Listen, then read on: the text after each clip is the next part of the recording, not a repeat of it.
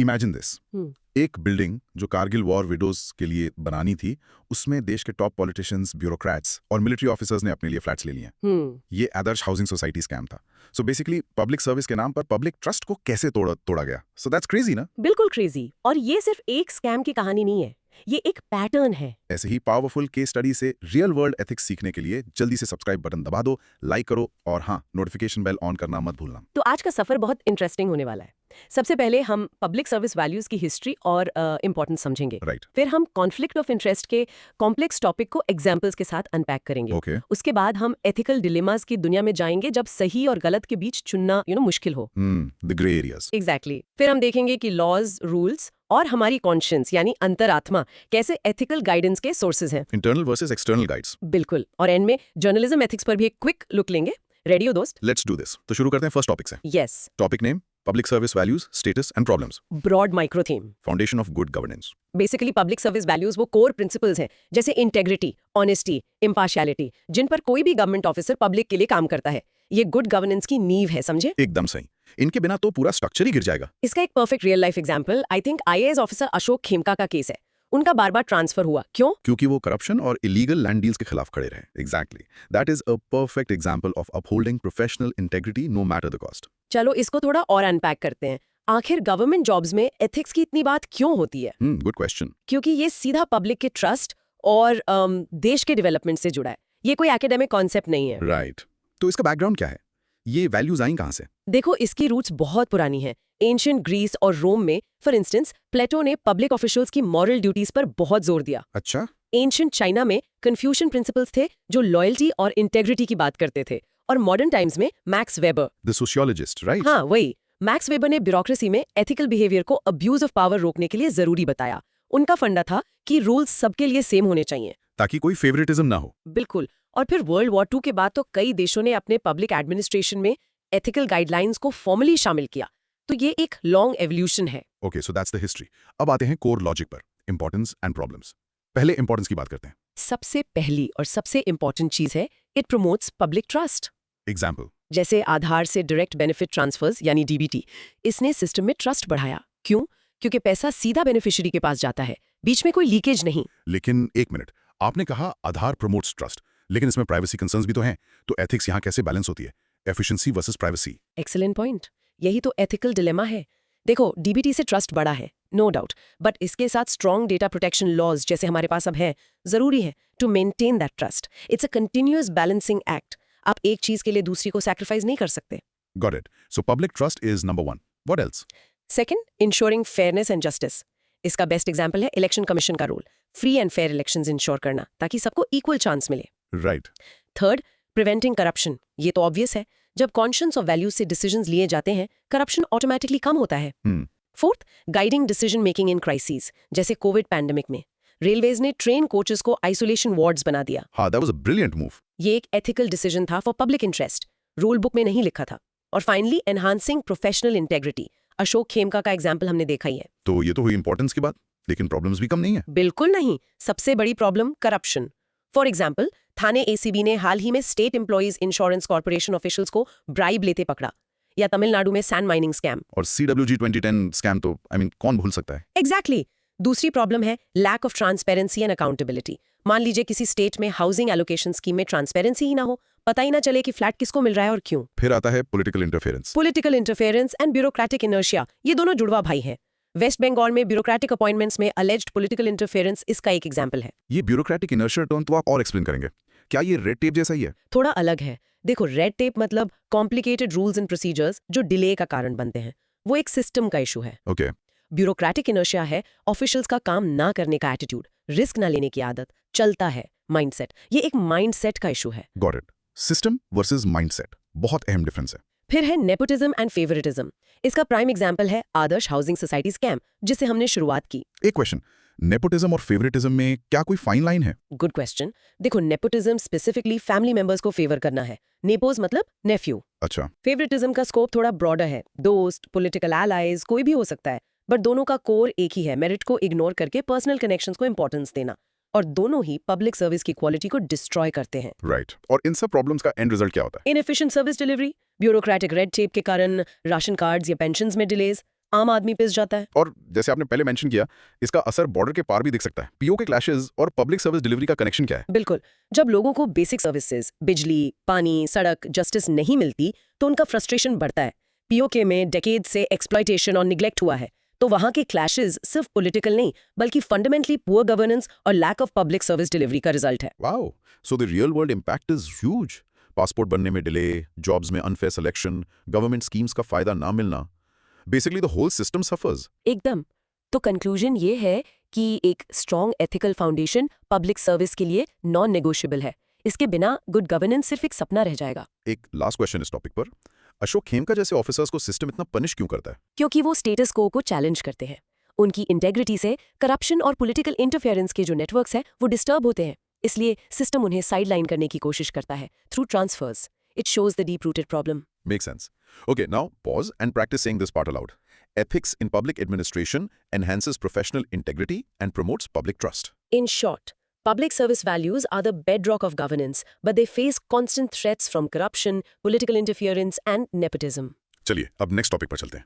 Topic name, conflict of interest. Broad micro theme: the clash between public duty and personal gain. Simple words में conflict of interest तब होता है जब एक public servant की personal interest जैसे financial gain या फैमिली लॉयल्टी उसकी प्रोफेशनल ड्यूटीज के आड़े आ जाए। हाँ, यानी प्राइमरी इंटरेस्ट जो कि पब्लिक गुड है उस पर सेकेंडरी इंटरेस्ट यानी पर्सनल गेन हावी हो जाता है। नोरेश श्रीनिवासन का केस इसके लिए परफेक्ट है। जब वो बीसीसीआई प्रेसिडेंट थे तब वो IPL team Chennai super Kings के ओनर भी थे। Yes. ये क्लासिक कॉन्फ्लिक्ट ऑफ इंटरेस्ट था क्योंकि उनके डिसीजंस इंपार्शियल कैसे हो सकते थे? उनका फाइनेंशियल इंटरेस्ट डायरेक्टली इन्वॉल्व था। बिल्कुल। और सेकंड एआरसी ने इस पर एक बहुत इंपॉर्टेंट बात कही थी। उन्होंने कहा कि ये स्पिरिट ऑफ द लॉ को वायलेट करता है भले ही लेटर ऑफ द लॉ ना टूटे। वेट, ये spirit of the law versus letter of the law का क्या मतलब है यहाँ? ये थोड़ा कंफ्यूजिंग है। Let me simplify.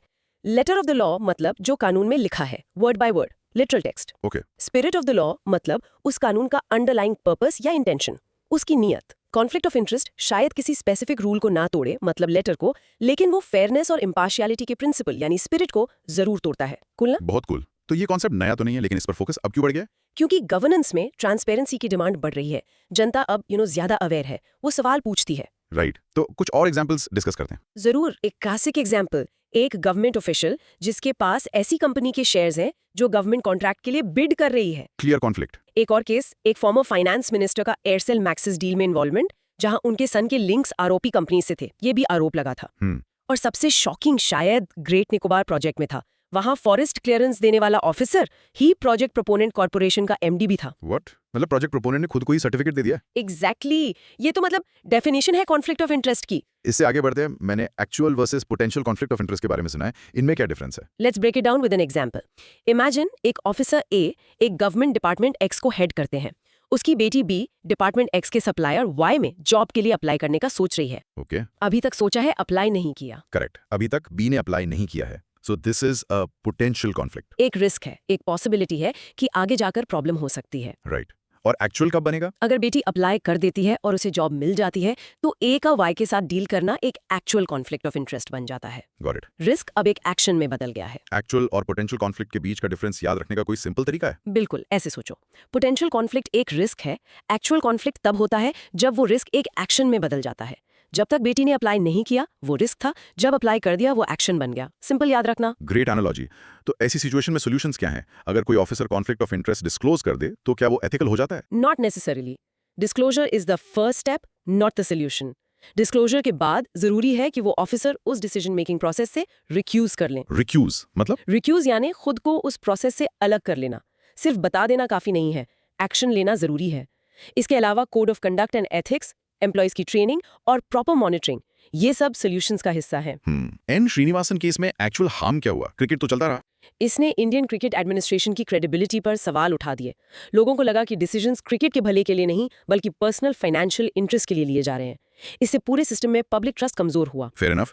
और क्या प्राइवेट सेक्टर में भी कॉन्फ्लिक्ट ऑफ इंटरेस्ट होता है? एब्सोल्युटली। इमेजिन एक कंपनी का परचेजिंग मैनेजर अपने ही रिश्तेदार की कंपनी से सामान खरीद रहा है, भले ही वो महंगा हो। ये एक क्लियर कॉन्फ्लिक्ट ऑफ इंटरेस्ट है। ये हर सेक्टर में एक चैलेंज है। तो इसका रियल वर्ल्ड इंपैक्ट क्या है? इंपैक्ट ये है कि डिसीजंस मेरिट पर नहीं पर्सनल फायदे के लिए लिए जाते हैं। इससे पब्लिक का पैसा वेस्ट होता है और ट्रस्ट खत्म हो जाता है। So to conclude, conflict of interest को मैनेज करना सिर्फ एक रूल नहीं बल्कि एथिकल गवर्नेंस कल्चर क्रिएट करने का एक इंपॉर्टेंट स्टेप है। ट्रांसपेरेंसी इज की। Alright, let's practice this. Pause and से A conflict of interest arises when a primary interest is unduly influenced by a secondary interest. In short, conflict of interest is the battle between public duty and personal benefit, and managing it is key to impartial decision making. Okay, moving on to our third topic, जो शायद सबसे complex है. Topic name: Ethical concerns and dilemmas in government and private institutions. Broad micro theme: navigating the gray areas of morality. इसकी definition से शुरू करते हैं. An ethical dilemma एक ऐसी कॉम्प्लेक्स सिचुएशन है जहां दो या दो से ज्यादा मॉरल प्रिंसिपल्स आपस में टकरा जाते हैं. आप एक को फॉलो करते हो तो दूसरा टूट जाता है. Basically, it's a choice between two rights or sometimes two wrongs. इसका क्लासिक एग्जांपल है द ट्रॉली प्रॉब्लम. एक ट्रॉली 5 लोगों की तरफ जा रही है. आप लीवर खींचकर उसे दूसरे ट्रैक पर डाल सकते हो जहां एक आदमी है. आप क्या करोगे? एग्जैक्टली. यहां कोई भी डिसीजन मॉरली इजी नहीं है. This is a classic dilemma. बिल्कुल. लाइफ हमेशा ब्लैक एंड व्हाइट नहीं होती. पब्लिक सर्वेंट्स को अक्सर ऐसी सिचुएशंस फेस करनी पड़ती हैं जहां कोई क्लियर कट सही जवाब नहीं होता. तो इसके टाइप्स क्या हैं? जनरली 3 तरह के डिलेमास होते हैं. पहला है राइट वर्सेस राइट. जैसे एक डॉक्टर को HIV पेशेंट की कॉन्फिडेंशियलिटी जो कि वैल्यू 1 है और उसके पार्टनर की हेल्थ को प्रोटेक्ट करना जो कि वैल्यू 2 है. दोनों के बीच चूज करना है. दोनों ही राइट चीजें हैं. ये राइट वर्सेस राइट डायलेमा सबसे डिफिकल्ट लगता है. इसको सॉल्व करने का बेस्ट अप्रोच क्या है? बेस्ट अप्रोच है कॉन्सिक्वेंस एनालिसिस. दोनों चॉइसेस के पोटेंशियल आउटकम्स को इवैल्यूएट करो. किस डिसीजन से सबसे कम हार्म होगा और किस डिसीजन से ग्रेटर गुड अचीव होगा. It's about choosing the better right. The lesser of two evils या the greater of two goods? Correct. दूसरा टाइप है individual choice versus societal choice. जैसे एक फार्मर को अपनी फसल बढ़ाने के लिए पेस्टिसाइड्स यूज करना इंडिविजुअल चॉइस और environment public health societal interest के बीच चूज करना. और तीसरा मीन्स वर्सेस एंड्स. क्या एक अच्छे गोल एंड्स को पाने के लिए गलत तरीके मीन्स यूज करना ठीक है? जैसे कॉन्ट्रैक्ट जीतने के लिए झूठ बोलना. राइट. अब स्पेसिफिक डिलेमास की बात करते हैं जो पब्लिक सर्वेंट्स फेस करते हैं. सबसे पहला है एडमिनिस्ट्रेटिव डिस्क्रेशन. रूल्स के अंदर रहते हुए भी ऑफिसर अपने पर्सनल प्रेफरेंस से डिसीजन ले सकता है. कोलगेट स्कैम इसका एक एग्जाम्पल है जहां आरोप लगे कि कोल ब्लॉक्स का एलोकेशन डिस्क्रेशन का गलत इस्तेमाल करके किया गया. तो एडमिनिस्ट्रेटिव डिस्क्रेशन जरूरी है या खतरनाक? दोनों. ये जरूरी है क्योंकि हर सिचुएशन के लिए रूल नहीं बनाया जा सकता. ऑफिसर्स को ऑन द स्पॉट जजमेंट लेना पड़ता है. बट यही इसे खतरनाक बनाता है क्योंकि इसका मिसयूज हो सकता है फॉर पर्सनल गेन. इसीलिए इसके साथ स्ट्रॉन्ग अकाउंटेबिलिटी मैकेनिज्म होना बहुत जरूरी है. Next, corruption. अगर आपको करप्शन पता चले तो क्या आप रिपोर्ट करोगे यानी विसल ब्लोअर बनोगे या चुप रहोगे अपनी जॉब बचाने के लिए? Difficult choice. फिर है administrative secrecy. Official secrets act के तहत इंफॉर्मेशन को सीक्रेट रखना ड्यूटी वर्सेस पब्लिक का right to know transparency. Secrecy अक्सर करप्शन को छिपाने का जरिया बन सकती है. नेपोटिज्म भी एक डिलेमा हो सकता है. यस. सीनियर के प्रेशर में आकर किसी अनायोग्य रिश्तेदार को जॉब देना obeying orders versus merit principle को फॉलो करना इंटेग्रिटी. और एक बहुत इंटरेस्टिंग कॉन्फ्लिक्ट है अकाउंटेबिलिटी वर्सेस एफिशिएंसी. ये आम सिटीजन को कैसे अफेक्ट करता है? बहुत डायरेक्टली. जब ऑफिसर डर के मारे डिसीजन नहीं लेगा तो आपका काम अटक रहेगा. आपको पासपोर्ट, लाइसेंस या कोई भी सर्विस टाइम पर नहीं मिलेगी. So too much focus on punishing mistakes can lead to inaction which hurts the public directly. और फाइनली पॉलिसी डायलेमास. जैसे आपने कहा, एक ऑफिसर जो पर्सनली प्रो एनवायरमेंट है उसे एक ऐसी पॉलिसी इंप्लीमेंट करनी पड़ सकती है जैसे डिफॉरेस्टेशन हो. तो उसे क्या करना चाहिए? जॉब छोड़ देनी चाहिए? ये एक एक्सट्रीम स्टेप है. पहला स्टेप है to raise concerns within the system through proper channels. अपने व्यूज को लॉजिकली प्रेजेंट करना. अगर पॉलिसी फंडामेंटल मॉरल वैल्यूज के खिलाफ है तब रिजाइन करना एक ऑप्शन हो सकता है एज अ लास्ट रिजॉर्ट. इन्हें सॉल्व करने के लिए कोई फ्रेमवर्क है? सोर्सेज में पॉटर्स बॉक्स का जिक्र है. ये मॉडल थोड़ा सिंपल टर्म्स में समझा सकते हैं? बिल्कुल.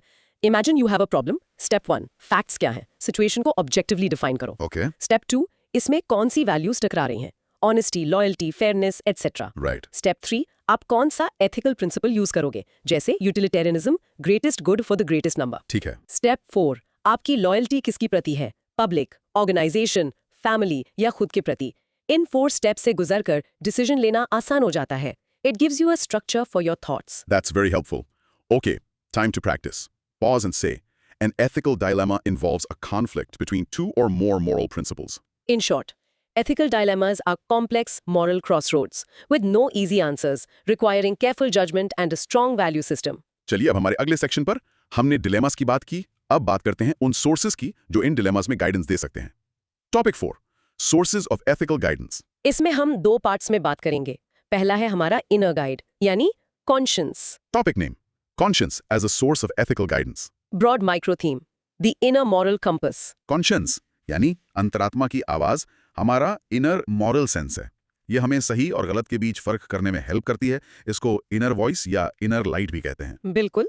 इसका एक पावरफुल एग्जाम्पल है एक विसल ब्लोअर जो अपनी एजेंसी में हो रहे करप्शन को एक्सपोज करता है. वो अपनी जॉब और सेफ्टी को रिस्क में डालकर ये करता है. वो अपनी कॉन्शियंस की आवाज सुन रहा है, जिसके लिए पब्लिक इंटरेस्ट पर्सनल सेफ्टी से ऊपर है। तो जब रूल्स और लॉज साइलेंट हो जाते हैं तब कॉन्शियंस ही हमारा गाइड बनता है। एग्जैक्टली। लेकिन इसकी रिलायबिलिटी पर हमेशा से डिबेट रही है। फिलोसोफर इमैनुअल कांट मानते थे कि ये सबसे रिलायबल गाइड है, ओके। जबकि जीन पॉल सार्ट्रे का कहना था कि ये सोशल कंडीशनिंग से इन्फ्लुएंस हो सकती है, इसलिए रिलायबल नहीं है। कांट और सार्ट के व्यूज इतने ऑपोजिट क्यों हैं? क्योंकि उनका स्टार्टिंग पॉइंट अलग है। कांट बिलीव करते थे कि मॉरल प्रिंसिपल्स यूनिवर्सल हैं, उनका फेमस कैटेगोरिकल इम्पेरेटिव। राइट। सार्ट्रे एक एग्जिस्टेंशियलिस्ट मानते थे कि हम अपने वैल्यूज खुद क्रिएट करते हैं और एक्सटर्नल फैक्टर्स जैसे सोसाइटी या कल्चर हमें बहुत इन्फ्लुएंस करते हैं। इंटरेस्टिंग। तो पब्लिक सर्वेंट्स के लिए कॉन्शियंस कैसे हेल्प करती है? कई तरह से। पहला, ये करप्शन और नेपोटिज्म जैसे टेम्पटेशंस को रिड्यूस करती है। सेकंड, ये सेल्फ रेगुलेशन का काम करती है, जब कोई देख नहीं रहा तब भी एथिकली एक्ट करने के लिए मोटिवेट करती है। और थर्ड, ये ग्रुप थिंक को चैलेंज करती है। ग्रुप थिंक, इसका एक रियल एग्जांपल दे सकते हैं? कई कॉर्पोरेट स्कैंडल्स में जब एक टीम में सभी लोग एक गलत डिसीजन को सपोर्ट करते हैं सिर्फ इसलिए क्योंकि कोई भी उसके खिलाफ बोलना नहीं चाहता या सीनियर को चैलेंज नहीं करना चाहता, यहाँ इंडिविजुअल कॉन्शियंस ग्रुप प्रेशर के सामने हार जाती है। एक स्ट्रॉन्ग कॉन्शियंस आपको अकेले खड़े होने की हिम्मत देती है। और क्राइसिस ऑफ कॉन्शियंस क्या होता है? ये तब होती है जब एक इंसान के एक्शंस उसके बिलीव्स और वैल्यूज के खिलाफ होते हैं। फॉर एग्जाम्पल, वही फार्मास्यूटिकल कंपनी का एम्प्लॉय जो जानता है कि एक ड्रग ठीक से टेस्टेड नहीं है लेकिन उसे मार्केट में रिलीज करने का प्रेशर है। This is a classic knower doer split. आपको पता है सही क्या है पर आप कर गलत रहे हो। तो इस क्राइसिस ऑफ कॉन्शियंस से कैसे डील करें? पहला स्टेप है रिफ्लेक्शन। सोचो कि तुम्हारे कोर वैल्यूज क्या हैं। दूसरा, ट्रस्टेड मेंटर से एडवाइस लो। तीसरा, रेलेवेंट एथिकल कोड्स और लॉज को कंसल्ट करो। The goal is to align your actions back with your values. एक सवाल, अगर हर कोई अपनी कॉन्शियंस को फॉलो करने लगे तो क्या सिस्टम में क्योस नहीं हो जाएगा? सबके लिए सही अलग हो सकता है। बिल्कुल सही सवाल है। इसीलिए कॉन्शियंस अकेला काफी नहीं है। It must be balanced with laws, rules and constitutional values. Conscience should guide actions within the framework of the law, not against it. Okay, so it's not a license to do whatever you want. Not at all. By the way, क्या conscience को train किया जा सकता है? Good question. I think yes. Yes, through ethical education, reading, debating moral issues, और introspecting on your own actions. जैसे muscle को train करते हैं, वैसे ही moral sense को भी practice से strong किया जा सकता है। तो conclusion ये है कि conscience एक powerful guide हो सकती है, but ये जरूरी है कि वो well formed हो, based on sound values and critical thinking. let's practice. Pause and say, conscience is the inner voice that guides moral judgment. In short, conscience is our personal moral compass, which, when balanced with law, can be a powerful force for ethical action. तो अब आते हैं दूसरे guide पर, the external framework. Topic name: laws, rules and regulations as a source of ethical guidance. Broad micro theme: the external framework for ethical conduct. पहले इन तीनों में difference clear कर लेते हैं। laws, rules, regulations. Simple है। Laws broad statutes है जो parliament या लेजिस्लेचर पास करती हैं, जैसे RTI act. Okay. Rules detail guidelines हैं टू इम्प्लीमेंट अ लॉ, जैसे RTI रूल्स जो बताते हैं कि एप्लीकेशन फाइल कैसे करनी है। Got it. और रेगुलेशंस स्पेसिफिक डायरेक्टिव्स हैं जो रेगुलेटरी बॉडी देती है, जैसे सेबी के regulations for the stock market. Perfect. इसका एक real life example, the right to information act 2005। इस लॉ ने गवर्नमेंट ऑपरेशंस में ट्रांसपेरेंसी लाकर सिटीजंस को एम्पावर किया है। बिल्कुल।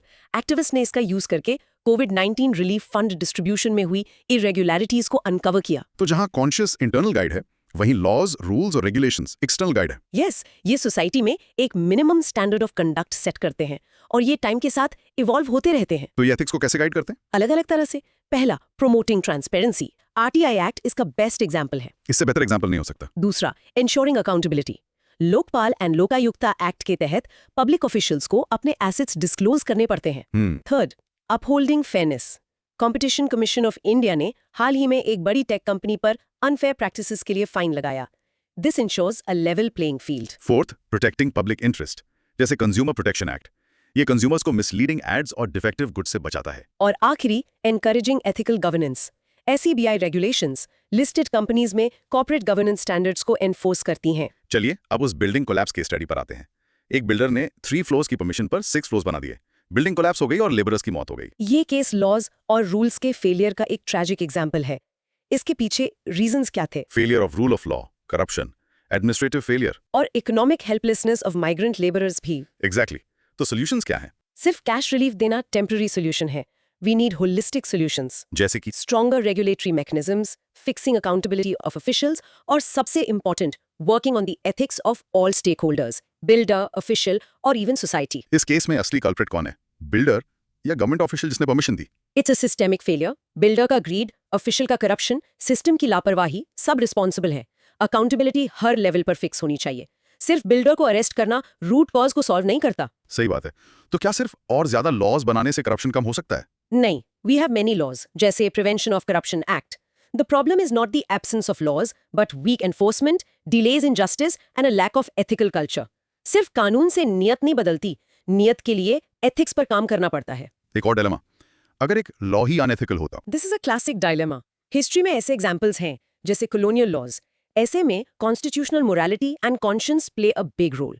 डेमोक्रेटिक सोसाइटीज में ऐसे लॉज को चैलेंज करने के पीसफुल और लीगल तरीके होते हैं, through courts and public debate. RTI act इतना पावरफुल क्यों माना जाता है? क्योंकि इसने सीक्रेसी के कल्चर को चैलेंज किया है।